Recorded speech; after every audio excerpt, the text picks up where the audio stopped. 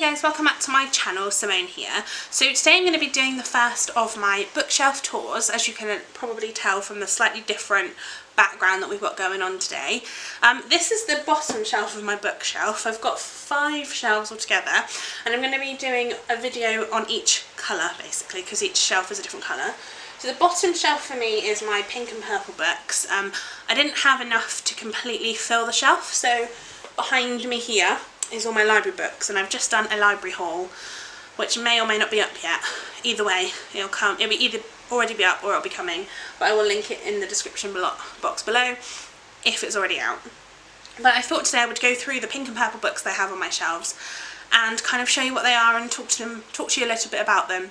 I much prefer this sort of type of bookshelf tours where you talk through the books as opposed to just showing them, so I think that can be a little bit boring sometimes. So let's get started. So the first book I have is Bitten by Kelly Armstrong, which is about werewolves, and I believe there is a TV series called Bitten on Netflix that I really want to watch, so I thought I should probably read the first book of this first. As far as I know, this is about a girl named Elena Michaels who is the only female werewolf, and now she is kind of toying between the real world and the werewolf world, and she's sort of trying to work out what to do. So this sounds really, really interesting. I'm quite looking forward to this, and I love this cover. Next up is Portrait of a Killer, Jack the Ripper Case Closed by Patricia Cornwell. You'll know if you've watched others of my videos before that I really love Patricia Cornwell's Case Scarpetta series, and this one is a non-fiction book that she's written where she did lots of research into Jack the Ripper, which is obviously, as you might know, one of the only cases that's not, like, one of the long-term cases that's not been solved, and it's kind of what she thinks and who she thinks did it and the kind of information that she's found out. So I love non-fiction, I love Jack the Ripper, and I love Patricia Cornwell, so I feel like this is going to be something I'm going to love. And it's also got like pictures, like drawings and stuff from back in the 1800s, and like pictures of the people and stuff. So like I said, I'm very excited to read this one. The next one is Cross Stitch by Diana Gabaldon, which, if you didn't know, is the English or the UK version of Outlander. Cross Stitch is the name that it was published under in the UK. This book looks quite small, but I believe it's like, yeah, it's like 850 pages. It's like really thin, like Bible thin pages.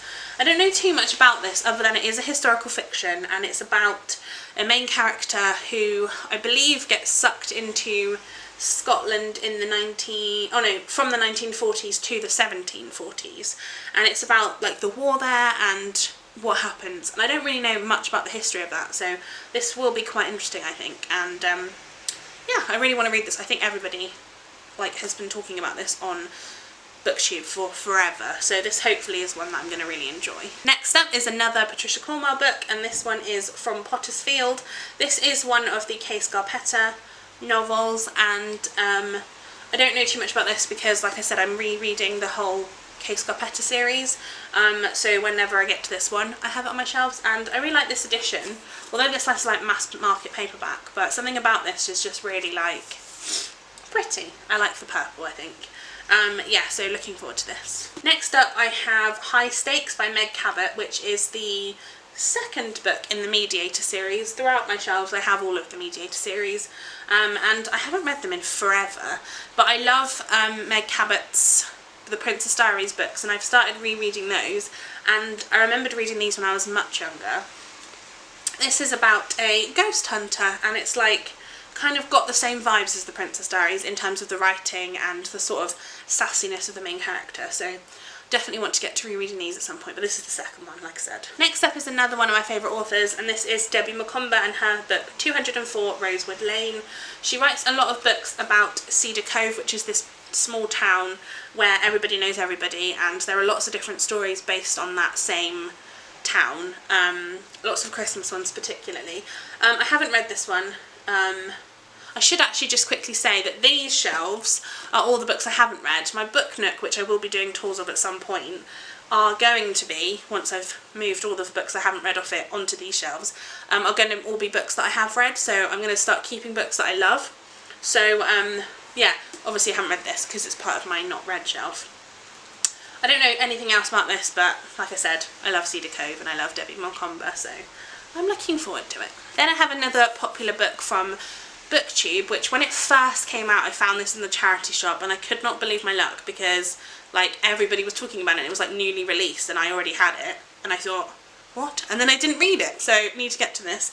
This is Geekerella by Ashley Poston, which I believe has something to do with a woman who like is in love with cosplay and this TV show called Starfield, I believe, and she starts to like meet and greet with the actor, and then she ends up, she doesn't like the actor that's picked to play him, the main character in the book that she loves, I think, but she ends up texting this somebody and falling in love with this guy that she doesn't like.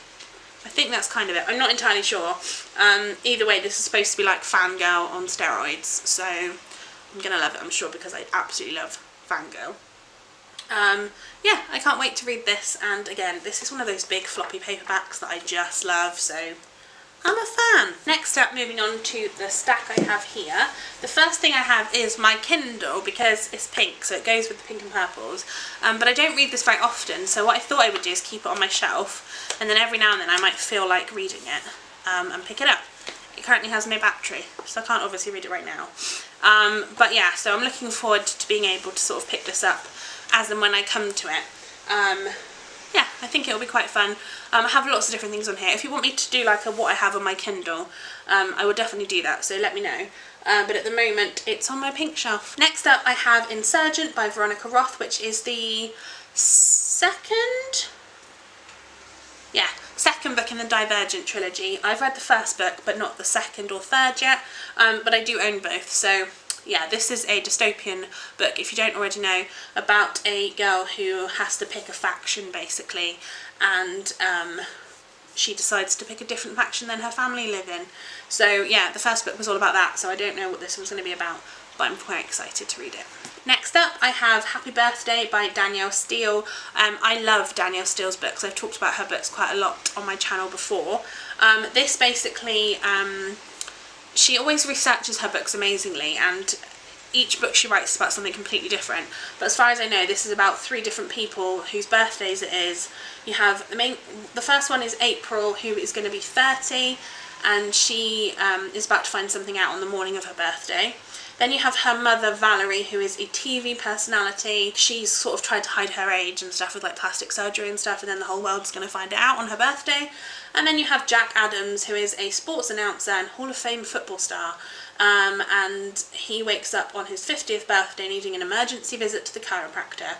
And it's about these 3 people celebrating their birthday and about all the things that go with that. So this sounds really interesting. Like I said, I love Danielle Steele. I would literally read anything she wrote, so I'm excited for this one. Then we have the paperback version of Girl Online on Tour by Zoe Sugg, which is the second book in the Girl Online series. The first one being Girl Online, and the third one is Girl Online Going Solo. I've read this one before, I think, but I have the audiobook and I really want to read it.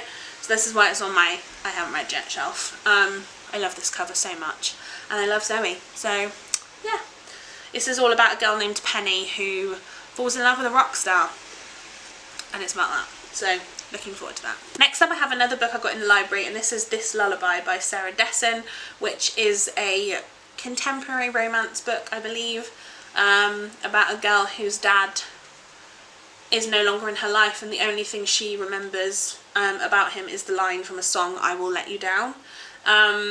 I don't know anything else. I think this is like just a romancy type thing. I've never read a Sarah Dessen book. I've heard great things. Let me know if there's any others I should read as well, but this is the first one I found, so this is the first one I'm going to read. Then I have a weird one that I bought on Amazon. This one is Geek Love by Catherine Dunn. I don't know about this book. It's meant to be quite strange. It's about 2 people who, I believe they work in a carnival, and their job is to bite the heads off live chickens. And then she gets pregnant, and in order to make some money they decide to basically force feed like pesticides and drugs and radiation and stuff to turn the children into like freak show people, I think. Again, I have no idea if this is any good. I heard some interesting things about it, and I thought I would read it. It says it must be one of the sickest books ever produced. A book of bizarre and brutal beauty. So Maybe, but we'll see how it goes. Then I have a book called The List by Joanna Ballori. I think that's how you say that. I could be wrong. This is about a woman who breaks up with her boyfriend and then spends like loads of time just laying in bed and kind of drinking wine and stuff, and then one day she decides, it's the new year, she decides that what she's going to do is make a bucket list for all the things that she's never done in bed that she wishes she could. And obviously by that I mean like sexually, not like eating biscuits in bed. And then she decides that she's going to go and do those 10 things in the year. So, sounds interesting. I'm not sure about this one either. Again, I'll see how it goes. Next up is one everybody will know. This is To All the Boys I've Loved Before by Jenny Han. I've never read this. I read The Summer I Turned Pretty by Jenny Han. It wasn't I wasn't the biggest fan of it. But I've heard much better things about this series. I believe this was originally a trilogy, but I think, or was it originally a duology? I think this was originally a trilogy, and then another one's just come out. Or it was a duology and another one came out. Either way, another one just came out. And yeah, I'm looking forward to reading this because, like I said, lots of people have said it's great. This is about a woman, or a girl should I say, who's written love letters to every guy she's ever had a crush on, or every person she's ever had a crush on, and then in some way all these letters get sent out, and then it's kind of about her dealing with that. So yeah, looking forward to it. The next one I have is The Kite Runner by Khaled Hosseini, who is the guy who wrote 1,000 Splendid Suns, which I also own. I haven't read that one either yet.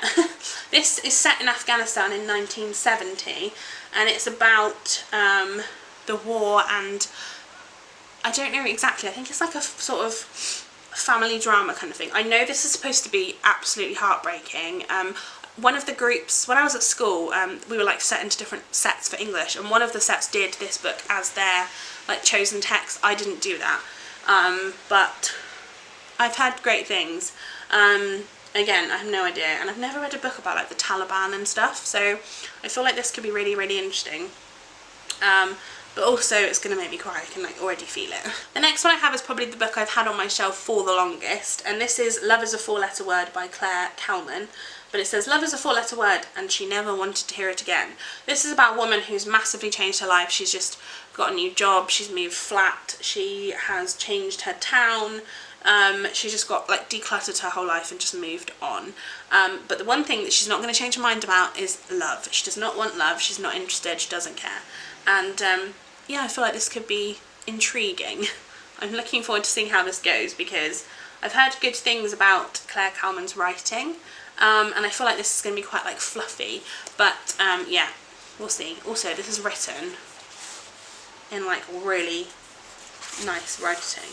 Love it. Then we have book 1 in the Mediator series by Meg Cabot. This one is Love You to Death. I'm not going to go into this obviously too much because I've just talked about this one on, well, another one on the other thing. This is, again, the sassiest ghost hunter ever, Susanna Simon, and again, I can't really say too much about this. And the final book that I have on my pink and purple shelves is The Silent Sister by Diane Chamberlain. Now I'm just going to really quickly read the back because I don't really know what this is about at all. So it says, Riley McPherson is returning to her childhood home in North Carolina, a place that holds cherished memories. While clearing out the house, she finds a box of old newspaper articles and a shocking family secret begins to unravel. Riley has spent her whole life believing that her older sister Lisa died tragically as a teenager, but now she's starting to uncover the truth. Her life has been built on a foundation of lies told by everyone she loved. Lisa is alive and living under a new identity, but why exactly was she on the run all those years ago, and what secrets are being kept now? As Riley tries to separate reality from fiction, her discoveries call into question everything she thought she knew about her family. Sounds amazing, doesn't it? I love thriller, kind of like mystery books, and I think I've read a Diane Chamberlain book before, either that or I own one. What else has she written? None of them ring a bell, the ones on the front there, so maybe I haven't, but I'm excited anyway. I've had this book for a little while now, so I really want to get to it. And the only other thing that is on my pink and purple shelves, seeing as this is a bookshelf tour I shall show you, is this little, you probably can't see it because I don't know if I've got like focus or whatever, but you can sort of see. It's like a stone, it's got some characters on it. I don't know if they are Chinese or if they're just made up ones, and it says Friends Forever, and this was from my best friend at my first secondary school because I changed halfway through, and she made this for me. It's got the dots. It's it's basically nail varnish on the back here. But she made this for me because I was leaving and she wanted me to have it, and I've kept it ever since then, which I think is really, really sweet, and I don't think I'd ever get rid of it because I just love it so much. But yeah, so that just sits on the bottom shelf there along with my pink books because obviously they're my favourite. And yeah, I hope that you like this video, guys. This is one of many bookshelf tours coming up. Yeah, so give this video a thumbs up if you enjoyed it, and subscribe to my channel if you haven't already, and I shall see you in my next one. Bye guys!